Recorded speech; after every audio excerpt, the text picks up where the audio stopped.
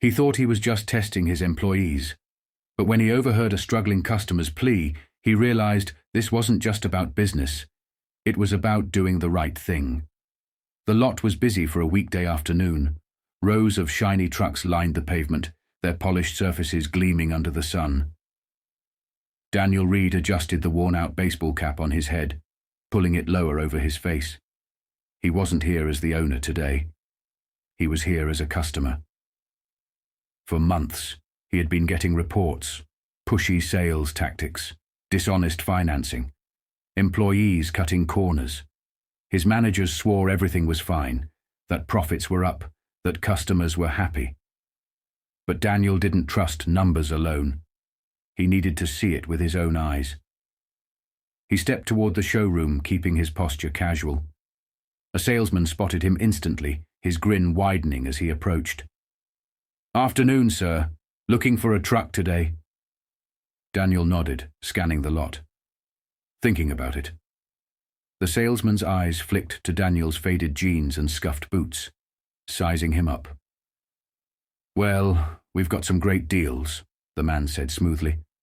"But let's get you pre-approved first. What's your credit looking like?" Daniel raised an eyebrow. Straight to financing? No talk about what he actually needed? He played along. "Guess it depends on the deal." The salesman smirked. "We can work with just about anything, as long as you've got a solid down payment."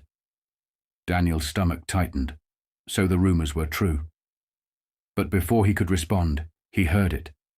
A quiet, pleading voice behind him. He turned slightly, just enough to see the next sales desk. A man stood there, his shoulders tense.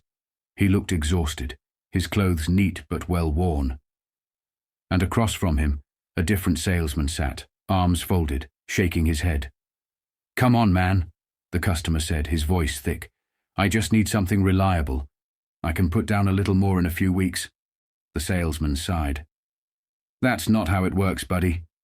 No full down payment, no deal." The customer swallowed hard. "I need this truck for work. I just started a new job. If I don't have a way to get there—" "Look, I get it." The salesman cut in, uninterested. "But rules are rules." Daniel's jaw tightened. He had heard enough. He turned back to his own salesman, who was still waiting for an answer. Instead, Daniel pulled off his cap and met the man's eyes head-on. "Change of plans," he said coldly. "Get your manager. Now." The salesman blinked. What?" Daniel's expression didn't waver. "Because I own this dealership, and we're about to fix the way we do business." The salesman's face went pale. His confident smirk vanished, replaced by wide-eyed panic. "Wait, you're—" "Daniel Reed," Daniel confirmed, his voice steady. "Owner of this dealership.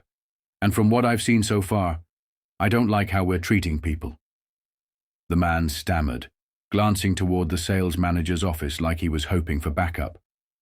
Daniel didn't wait. He turned on his heel and walked straight toward the struggling customer at the next desk.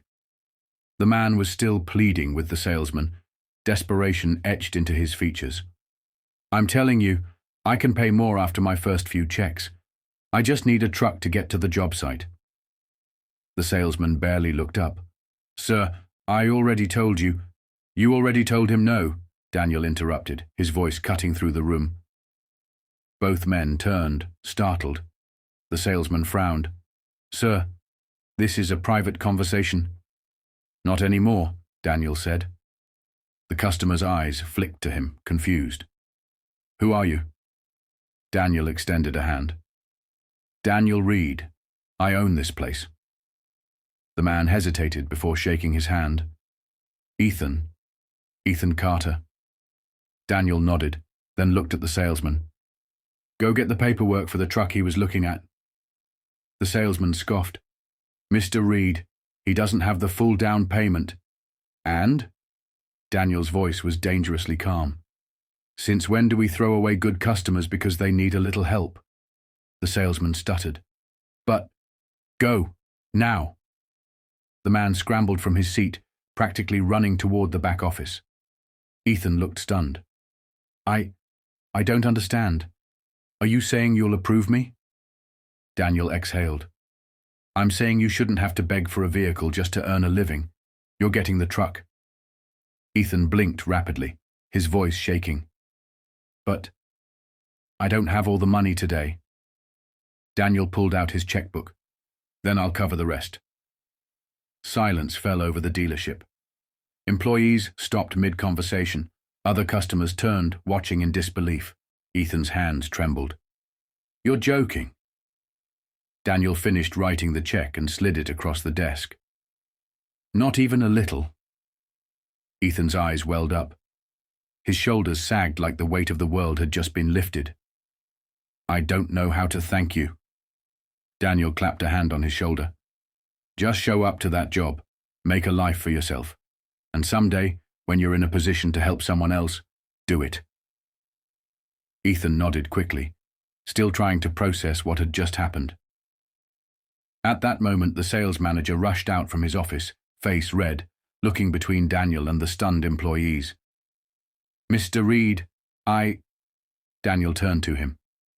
We're going to have a serious conversation about the way this dealership operates. The manager swallowed hard. Daniel glanced back at Ethan, who was still gripping the check like it might disappear. This isn't just a business, Daniel said, loud enough for everyone to hear. It's supposed to be about people. And today he had just proved it. The dealership was dead silent. Every employee, every customer, they had all stopped to watch. Ethan still held the check in his trembling hands, his chest rising and falling like he couldn't believe he was breathing in this moment. Like this was a dream that might vanish if he blinked too hard. The sales manager cleared his throat, shifting uncomfortably. Mr. Reed, I understand your concern, but we have policies in place for a reason. Daniel turned to face him, his jaw tightening. What reason? To squeeze every last penny out of people who are just trying to survive? The manager hesitated. Well, no, but... No, Daniel cut him off. We're done with the but. His voice was steady, but there was no mistaking the authority behind it. This dealership has my name on it, and from what I've seen today, we've forgotten what that name is supposed to mean. He turned to the employees. How many customers have we turned away like Ethan? How many walked in here needing a vehicle to change their life only to be told, sorry, no deal? No one answered. Some of the salesmen shifted nervously, avoiding his gaze. Daniel's eyes landed on the salesman who had brushed Ethan off. What's your name? The man swallowed. Chris. Daniel nodded. Chris, let me ask you something. If you were in Ethan's position, if you were the guy barely holding things together, trying to get a break, and someone treated you the way you just treated him, how would you feel? Chris's face flushed. He opened his mouth, but no words came out. Daniel nodded. Exactly. Ethan finally found his voice still hoarse. I don't know what to say, man. Daniel turned back to him. You don't have to say anything. Just go pick up your truck. He smiled slightly. It's yours now. Ethan let out a shaky laugh, rubbing his face. This is going to change everything for me. Daniel patted his shoulder. Then it's money well spent. The manager cleared his throat again, his face still stiff. Mr. Reed, I understand what you're saying, but what exactly are you proposing? Daniel turned, scanning the room. I'm proposing we stop treating people like numbers. No more turning away hard-working folks just because they don't check every financial box perfectly. He looked at the sales team. From now on, if someone like Ethan walks in here, we find a way to help them. Period. Chris nodded quickly. A few other salesmen murmured in agreement. The manager exhaled. That's going to change the way we do business. Daniel smiled. Exactly. The tension in the room finally broke. Some employees nodded. A few customers even clapped. Ethan stared at Daniel like he was looking at a miracle. I don't know how I'll ever repay you. Daniel chuckled. One day you'll be in a position to help someone else. That'll be enough. Ethan smiled. a new determination in his eyes. Hope. The kind that only comes when someone finally decides to believe in you. Daniel turned to the rest of the dealership. Let's make this place about more than just sales. Let's make it about people again. And for the first time in a long time, he knew his business was finally heading in the right direction. The energy in the dealership had completely shifted.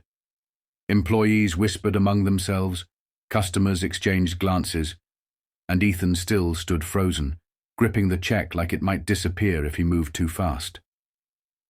Daniel let out a slow breath. This was why he had built this company in the first place. Not just to sell cars, but to make a real difference. Somewhere along the way, that mission had been lost. Not anymore. He turned back to the sales team. Starting today, things change. If someone walks in here needing a vehicle for work, for their family, for a fresh start, we don't turn them away because of a technicality. We find solutions. The manager shifted uneasily. Mr. Reed, that's going to complicate our financing process. Daniel's eyes locked onto his. Then we changed the process. Chris, the salesman who had turned Ethan away, spoke up.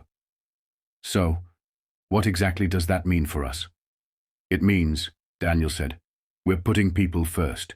It means offering better financing options, working with customers instead of pushing them out the door. It means rewarding salespeople who actually help, not just the ones who make the biggest commission. Chris swallowed hard, but nodded. A few other salespeople exchanged glances, murmuring among themselves. The manager hesitated, then finally sighed.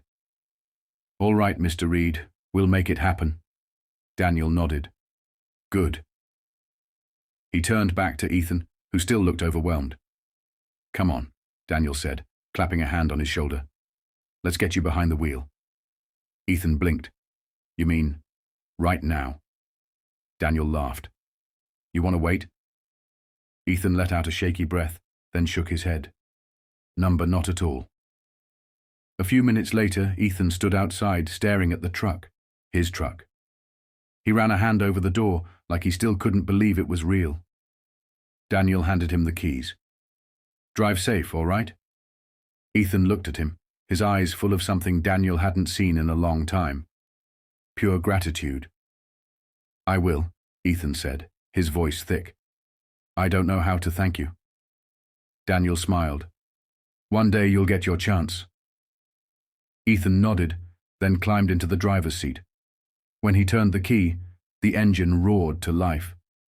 His future had just changed. As Daniel watched him drive off the lot, something settled in his chest. This was what his business was supposed to be about, and now he was going to make sure it always would be. As Ethan's truck disappeared down the road, the weight in Daniel's chest shifted, not heavier, but lighter. For the first time in a long time, he felt like his business actually meant something again. But there was still work to do. He turned back toward the dealership, where employees were still murmuring, trying to process what had just happened. The manager, arms folded, looked deep in thought. Some salespeople seemed unsure, others inspired. This wasn't just a moment. This was a turning point. Daniel walked back inside and clapped his hands. All right, listen up. The room fell silent. I know what some of you are thinking, he continued. That this was just a one-time thing. That I did this for show. That things will go back to business as usual tomorrow. He let the words hang. Then he shook his head. Let me be clear. They won't. A few salespeople exchanged glances. The manager shifted uncomfortably. Daniel stepped forward. This dealership is about to change. The way we treat people is about to change. And that starts today. Chris, the salesman who had turned Ethan away, raised a cautious hand. So, what exactly does that mean? Daniel met his gaze. He needed them to understand. It means we don't just sell trucks. We help people. We don't push customers into deals that bury them in debt. We find ways to actually get them on the road. And if that means adjusting our financing policies, retraining sales tactics, or losing a little margin, then so be it. Silence. Then, the manager finally spoke. That's a big shift, Mr. Reed. Daniel nodded. Yeah, it is. He crossed his arms. If anyone here has a problem with that, now's the time to say it. No one moved. No one spoke. Then, slowly, Chris nodded. I think it's the right call. A few other salespeople murmured their agreement. A mechanic near the back gave a small nod. The manager exhaled, then gave a tight smile. All right, Mr. Reed. We'll make it happen. Daniel let the moment settle.